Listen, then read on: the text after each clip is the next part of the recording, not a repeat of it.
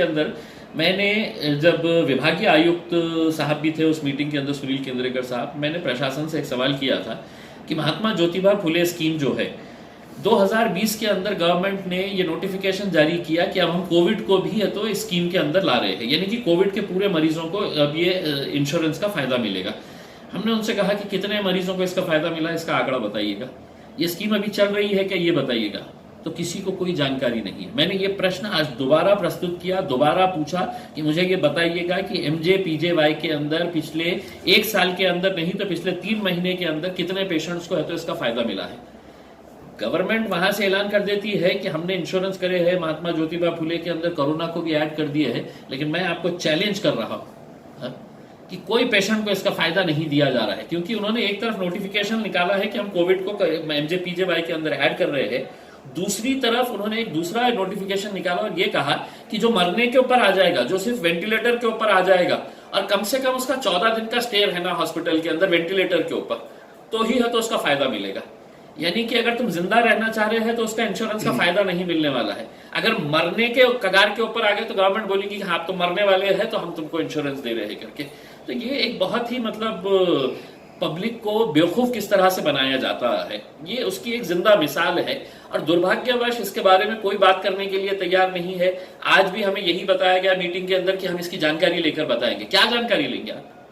अगर आपको मालूम ही नहीं है कि मतलब MJPJY की स्कीम चल रही है क्या, इतने हजारों नहीं लाखों की तादाद के अंदर रोज केसेस आ रहे हैं और उसका इंश्योरेंस अगर आप नहीं करवा रहे हैं, 80% हॉस्पिटल जो है हमारे कोविड के अंदर काम कर रहे हैं, उनको इंश्योरेंस ना देते हुए आप कहेंगे नहीं हम तो 900 बीमारियों को है तो इस इंश्योरेंस के अंदर। 900 बीमारी को छोड़ दीजिएगा आप, अभी फिलहाल कोविड के अंदर लोग परेशान हैं, उनको किस तरह से इंश्योरेंस की मदद मिल सकती है, इसके बारे में बताइएगा। ये जो स्कीम है इसका जो फायदा नहीं हो रहा है अवाम को, तो इसकी आप मुखालिफत करेंगे?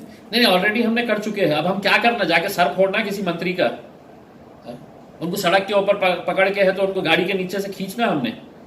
पब्लिक को समझ में नहीं आता है क्या कि आज इतने परेशान है, इतने हैरान है, जो लोक प्रतिनिधि है, जो आमदार है, उन लोगों की जिम्मेदारी नहीं है क्या कि सरकार के पास जाके बैठे और उनसे पूछे करके कि ये राज्य सरकार की ये स्कीम है, ये राज्य सरकार की स्कीम के अंदर है तो किसी भी गरीब को या किसी को भी इसका फायदा नहीं मिल रहा है।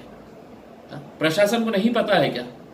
लेकिन सबको पता रहने के बावजूद भी सब अनजान बैठे हुए हैं और सिर्फ एक महज है तो आपको एक झूठा आश्वासन दिया जा रहा है कि नहीं साहब ये मामला जो है, ये मामले के अंदर अभी हमने ऐलान तो कर दिए है।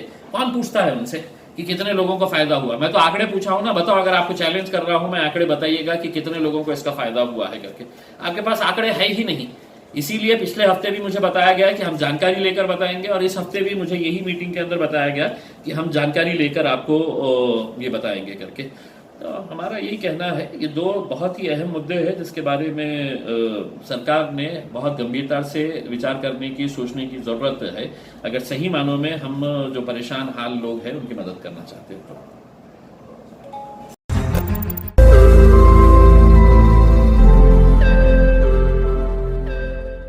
रोज नई खबरों को देखने के लिए हमारे औरंगाबाद समाचार चैनल को सब्सक्राइब कीजिए और नोटिफिकेशन पाने के लिए हमारे बेल आइकन को दबाइए ताकि हर खबर की नोटिफिकेशन आपको मिलती रहे।